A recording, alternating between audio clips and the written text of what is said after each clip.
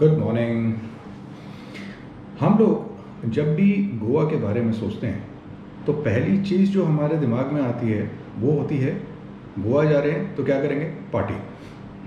और इसीलिए जिन बीचेस के बारे में हम लोग बात करते हैं वो बीचेस जनरली होते हैं कैलिंगूट, बागा, अंजुना, वेगेटोर। अगर साउथ में आ जाएंगे तो फिर शायद कोलवा, मीरामार, डोनापौला।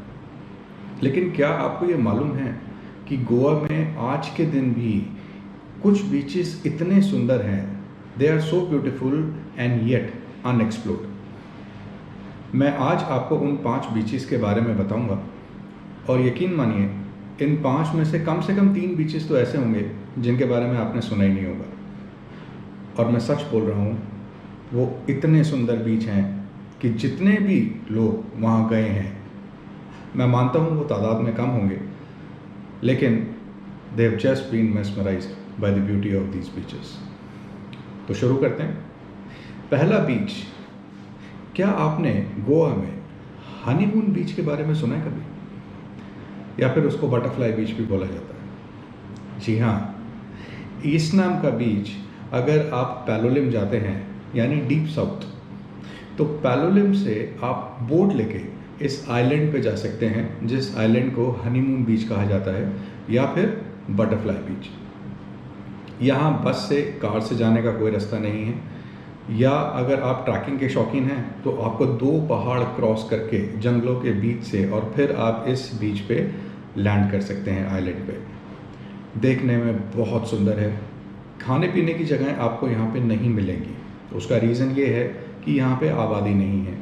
लोग जो भी इस बीच के बारे में जानते हैं वो स्टीमर से जाते हैं या बोट से जाते हैं और कुछ टाइम बिता के और फिर वापस आ जाते हैं। और ये मेरी आपको एडवाइस है कि नेक्स्ट टाइम जब आप गोवा जाएं तो हनीमून बीच या बटरफ्लाई बीच को देखना ना भूलें। बटरफ्लाई बीच की एक सबसे बड़ी खूबी ये है कि अगर आपको डॉल्फिन्स देखनी है तो डॉल्फिन्स के लिए बटरफ्लाई बीच जो है वो बहुत फेमस है। इनफैक्ट जब आप बोट से, पैलोलिम से या एगोंडा से अगर आप बोट लेते हैं और आप बोट लेके जा रहे हैं तो रास्ते में आपको डॉल्फिन्स बहुत ज़्यादा दिखती हैं। तो ये एक बहुत ही इंपॉर्टेंट चीज़ है जो मुझे आपको बतानी चाहिए कि अगर आपको डॉल्फिन्स देखनी है तो you should visit butterfly beach. Second number पे जो बीच है जिसके बारे में बहुत कम लोग जानते हैं वो है काप डे राम बीच। काप डे राम फोर्ट जो है वो भी आपको एक्सट्रीम साउथ गोवा में ही पड़ेगा और ये मडगांव से कुछ 35 किलोमीटर दूर है। काप डे राम जो है उसकी एक हिस्टोरिकल वैल्यू है and that historical value is that Lord Rama जब उनको वनवास हुआ था तो वो सीता जी और लक्ष्मण जी के साथ जब वो वनवास के लिए निकले थे तो वो यहाँ पर रुके थे। काप डे राम फोर्ट के अब कुछ थोड़ा ही हिस्सा बचा है जिसको लोग देखने आज भी जाते हैं। द बेस्ट पार्ट इज़ कि ये फोर्ट जो है ये एक ओशन के किनारे बना हुआ है। तो जो रोड लीड करती है काप डे राम को, it runs parallel to the ocean. अब यहीं पर आता है आपका काप डे राम बीच। नॉर्मली इस बीच को हम लोग एक्सेस नहीं कर पाते हैं क्योंकि ये एक प्लेट्यू से दिखता है और यकीन मानिए ये इतना सुंदर दिखता है कि लोग वहाँ सिर्फ फोटोग्राफी करने जाते हैं। आप एक प्लेट्यू पे हैं और जब आप नीचे देखते हैं तो आपको बहुत ही खूबसूरत बीच नज़र आता है। हाँ, यहाँ पे सिर्फ एक ही रिजॉर्ट है और उस रिजॉर्ट का नाम है शायद कोव। आप सीढ़ियाँ उतर के नीचे जा सकते हैं, उसमें आपको काफ़ी टाइम लगेगा और फिर आप बीच पे लैंड कर सकते हैं। बहुत सुंदर बीच है और बिल्कुल ही जैसे कहते हैं वहाँ पर कोई आबादी नहीं है, कोई लोग नहीं है।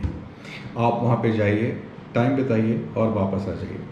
खाने पीने के हिसाब से रेस्टोरेंट्स बहुत ज़्यादा नहीं है इस काप डे राम पे। कुछ छोटे मोटे आपको रेस्टोरेंट्स मिलेंगे जहाँ पे आपको खाने पीने का जो है वो आपको मिल जाएगा, सामान जो भी है। But one of the best beaches जो आपको ज़रूर देखना चाहिए।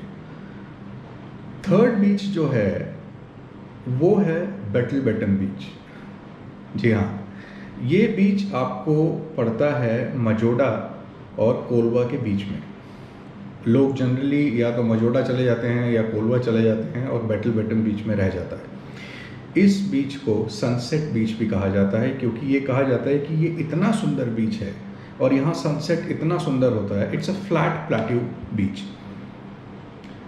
जब यहाँ सनसेट होता है तो पूरा पानी जो है वो बिल्कुल लाल हो जाता है और ये इतना सुंदर दिखता है कि मैं आपको बता नहीं सकता। अगर आप क्रिसमस के टाइम पे जाएंगे तो यहाँ आपको काफ़ी शैक्स भी मिलेंगे, आप बैठ के वहाँ पे खा पी सकते हैं।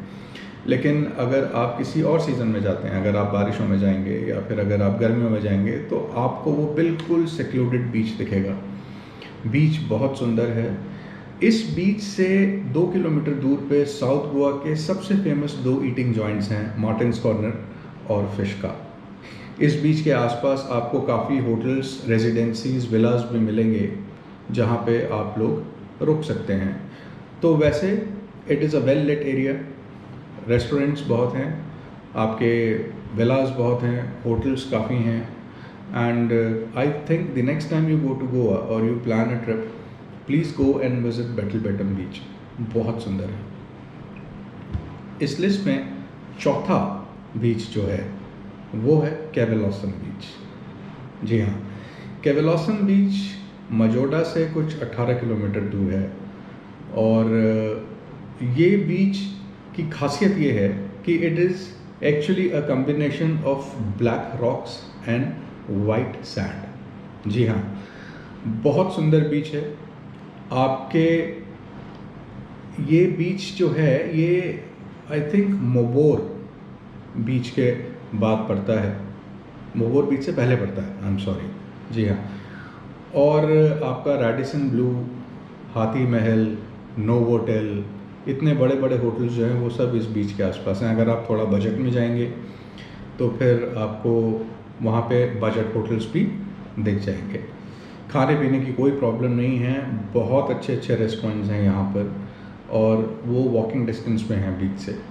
सो केवलोसन याद रखिएगा, साल्ट सिटी केवलोसन, और बहुत ही सुंदर बीच है, इसको मिस मत करिएगा। पांचवा और आखिरी बीच जो मैं आपको बता रहा हूँ वो है वर्का बीच। वर्का बीच की सबसे बड़ी खासियत ये है कि it is actually the original white sand beach.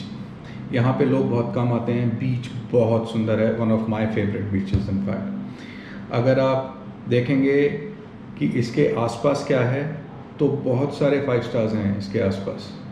वर्का पे आपको महिंद्रा, क्लब महिंद्रा मिल जाएगा, वर्का पे आपको स्टर्लिंग रिजॉर्ट्स मिल जाएंगे, आपका रमाडा जो था वो वर्का पे है, और आई थिंक एक होटल और है, मुझे उसका नाम याद नहीं आ रहा, मैं आपको बताऊंगा बाद में।